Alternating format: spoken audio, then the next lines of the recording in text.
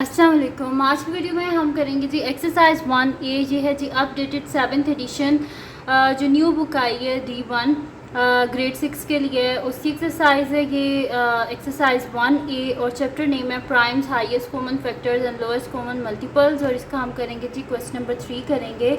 इसमें हमारे पास है कि find the prime factorisation of each of the following numbers leaving your answer in the index notation, यानी कि पावर के फॉर्म में हमने आंसर जो है उसको लिखना है। तो हमारे पास जो गिवन पार्ट्स हैं उसमें है जी 72, 187, 336 और 630। ठीक है, तो उसको स्टार्ट करते हैं, कोई मुश्किल नहीं है। तो मैं यहाँ पे लिख लेती हूँ जी सोल्यूशन। सबसे पहला जो फर्स्ट पार्ट है वो हमारे पास क्या है 72। तो मैं यहाँ पे लिख लेती हूँ सोल्यूशन ए पार्ट।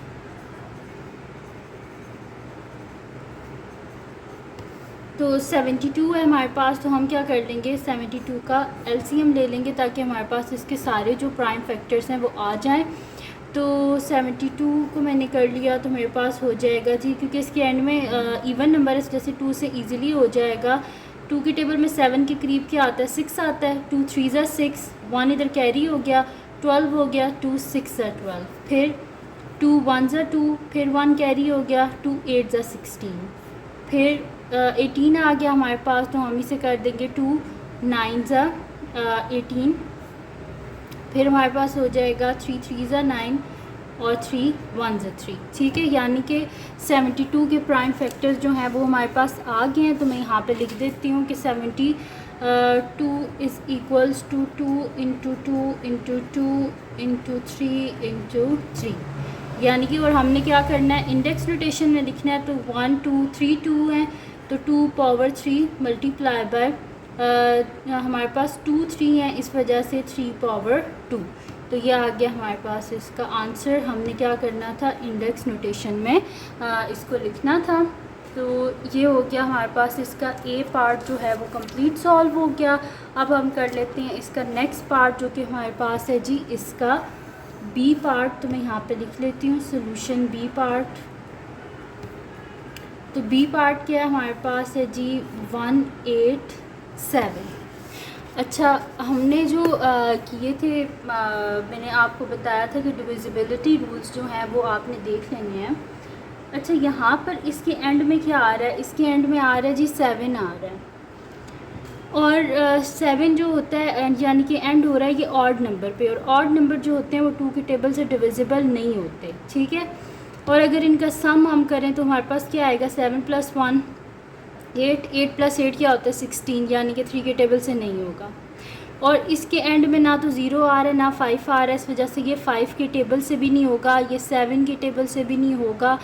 और 11 के टेबल से वो वाले नंबर्स होते हैं जिसका फर्स्ट और लास्ट को ऐड करें ना तो वो मिडल में वही नंबर हो, जैसे कि फ़र्स्ट क्या है 1, लास्ट क्या है 7, तो 1 + 7 क्या होता है 8, और 8 मिडल में लिखा है, यानी कि ये इजीली किससे हो जाएगा 11 से हो जाएगा। ठीक है, तो हम इसको सॉल्व कर लेते हैं यहाँ पर कि 11 1 ज़ा 11, यहाँ पे 7 कैरी हो गए, 77 हो गया, 11 7 ज़ा 77 और 17 1 ज़ा 17, यानी कि 187 के प्राइम फैक्टर्स हमारे पास क्या आ गए 11 × 17। इसमें हम इसे इंडेक्स नोटेशन में कर ही नहीं सकते क्योंकि हमारे पास ए की 11 है और ए की 17 है, तो फिर यही हमारे पास इसका आंसर है।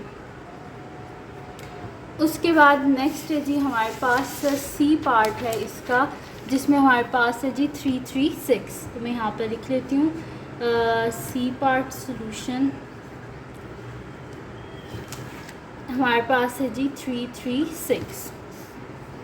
तो हम एलसीएम ले लेते हैं 336 का। एंड में क्या आ रहा है इवन नंबर, यानी कि 2 से इजीली हो जाएगा। तो 2 1 ज़ा 2, 1 कैरी हो गया 13, 2 6 ज़ा 12, फिर 1 कैरी हो गया 16 हो गया, 2 8 ज़ा 16, फिर 2 हमारे पास क्या हो जाएगा 8 ज़ा 16 और 2 4 ज़ा 8, फिर 2 4 ज़ा 8, 2 2 ज़ा 4, फिर 2 2 ज़ा 4, 2 1 ज़ा 2, फिर क्या हो जाएगा 3 7 ज़ा 21, 7 1 ज़ा 7। ठीक है, तो ये सारे इसके आगे हमारे पास प्राइम फैक्टर्स। तो मैं यहाँ पे लिख देती हूँ कि 336 is equals to 1 2 3 4, 4 times 2 multiply by 3 multiply by 7, तो पावर क्या हो जाएगी 1 2 3 4, 2 पावर 4 इंटू 3 इंटू 7, ये हमने इसे इंडेक्स नोटेशन में लिख दिया है। ठीक है जी, तो ये हो गया हमारे पास इसका सी पार्ट जो है वो भी सॉल्व हो गया। अब हम करते हैं इसका नेक्स्ट पार्ट जो कि हमारे पास है जी इसका डी पार्ट। तो मैं यहाँ पे लिख देती हूँ डी पार्ट सॉल्यूशन हमारे पास है जी 630। तो हम एलसीएम ले लेते हैं 630 का। अब फिर इसके एंड में क्या आ रहा है, 0 आ रहा है, यानी कि ये 2 के टेबल से हो जाएगा। तो 2 3 6 में डिविजिबिलिटी रूल जो है उसकी वीडियो मैंने पहले बनाई हुई है, उसका लिंक मैं डिस्क्रिप्शन में दे दूँगी। अगर आपको समझ नहीं आती ना कि हम किससे करें, किस नंबर से इसको डिवाइड कर सकते हैं, तो आप डिविजिबिलिटी रूल्स को देख लीजिएगा, आपको सारी समझ आ जाएगी कि आपने कब कौन सा प्राइम नंबर यूज़ करना है। ठीक है, तो यहाँ पे मेरे पास है 6 है, तो 2 3 6, फिर मेरे पास हो जाएगा 2 1 2, 1 कैरी हो गया, 2 5 10, मेरे पास क्या आ गया 315। अब इन सब को, अब ये 2 के टेबल से तो हो नहीं सकता, अब देखते हैं क्या 3 के टेबल से होता है। इन सब को हम ऐड कर लेते हैं। 3 + 1 क्या होता है 4, 4 + 5 क्या होता है 9, यानी कि ये इजीली हो जाएगा हमसे 3 के टेबल से। तो हम इसे कर लेते हैं। फिर 3 के टेबल से मैं यहाँ पे लिख लेती हूँ कि 3 1 3। अब 3 के टेबल में 1 तो आता नहीं है, इस वजह से हम 0 कर देंगे और 1 इधर कैरी हो जाएगा, यानी कि 15 हो गया। तो 3 5 15। अब देखते हैं क्या ये होता है 3 के टेबल से, तो इन सबको ऐड कर लें। 1 + 5 क्या होता है 6 होता है, यानी कि ईजिली 3 के टेबल से ये हो जाएगा सॉल्व। तो हम इसे कर देंगे 3 3 9, यहाँ पे 1 कैरी हो गया, 15 हो गया, तो 3 5 15। अब इन दोनों को ऐड करें 3 + 5, तो ये 8 होते हैं, जो कि 3 के टेबल में नहीं आता। अब हमें इसे किससे करना पड़ेगा, 5 से करना पड़ेगा। तो 5 7 35 और 7 1 7, यानी कि 630 के हमारे पास प्राइम फैक्टर्स क्या आ गए हैं 2 × 3 × 3 × 5 × 7। तो इसको इंडेक्स नोटेशन में अगर हम लिखें तो हो जाएगा 2 × 3 दो दफ़ा, इस वजह से 3 स्क्वायर × 5 × 7। तो ये आ गया हमारे पास इसका आंसर। और यहाँ पे कंप्लीट सॉल्व हो गया हमारे पास एक्सरसाइज 1A का क्वेश्चन नंबर 3 जो है उसको हमने सॉल्व कर लिया।